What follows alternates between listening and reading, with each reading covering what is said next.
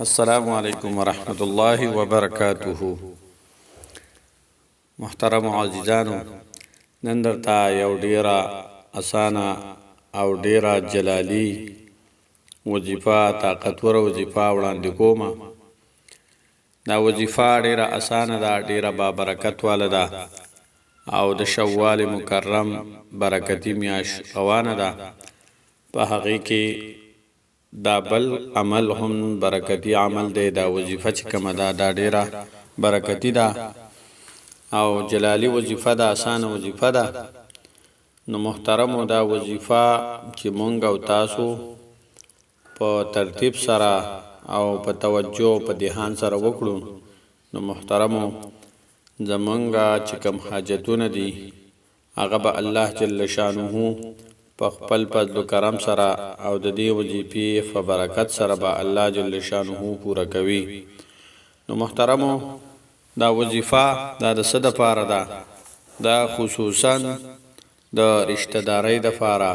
چا په رشته کې څه رکاوټ وي یا د چا څوک رشته کول غواړي، سمون نه خوري، ترتیب نه برابریږي، د هغې دپاره هم دا کولی شي. او چې نور څه قسمه حاجات وي د هغې دپاره هم دا وظیفه کولی شي. محترم، وظیفه ډېر اسانه ده او ترتیب یې هم ډېر اسان دی. وظیفې ترتیب څه دارنګې دی چې اول به دا وظیفه محترم په کار ده چې په اودس کې وکړی شي، ځکه چې د اودس خپل برکات دي. نو په اودس په وکړئ، په ترتیب سره به ښه په آرام په یو ځای کې به ورته کښېنئ او دا وظیفه به سار او ماښام کول وي. یعنی یو پیره به سار کوئ، یو به ماښام کوئ او د تر 21 ورځې پورې یعنی 21 دن دغه پورې به دا وظیفه کول وي. نو ترتیب یې دا دی چې اول به اودس وکړئ، بیا به د هغې نه پس تاسو درود پاک په نبی علیه الصلاة والسلام باندې ووایئ 3 ځله. او بهترین درود مونږ چې کوم په مانځه کې لولو هغه درود دی، هغه به ووایئ. بیا به د هغې نه پس 70 مرتبه یعنی 80 ځله دا به تاسو ووایئ یا ذا القوة المتین، یا ذا القوة المتین. دا به تاسو 80 مرتبه ووایئ. بیا به د هغې نه پس درود پاک 3 ځله په نبی علیه الصلاة والسلام باندې بیا ووایئ. محترمو، د دې سره سره به یو عمل بل هم کول وي، هغه به دا وي چې د هر فرض مانځه نه پس به تاسو تسبیحات فاطمی ورته وایئ. سبحان الله 33 مرتبه، الحمدلله 33 مرتبه او الله اکبر دا 34 مرتبه. دغه ته تسبیحات فاطمی وای.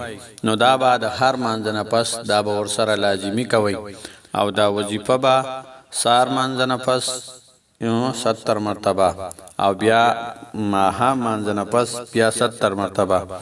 ډیر آسان عمل دی، ډیر د لږ وخت عمل دی او دا وظیفه به تاسو څو پورې جاری ساتئ؟ دا به تاسو 21 ورځې پورې یعنی 21 دن دا وظیفه به تاسو جاری ساتئ. نو محترمو، ډیره طاقتوره جلالی وظیفه ده.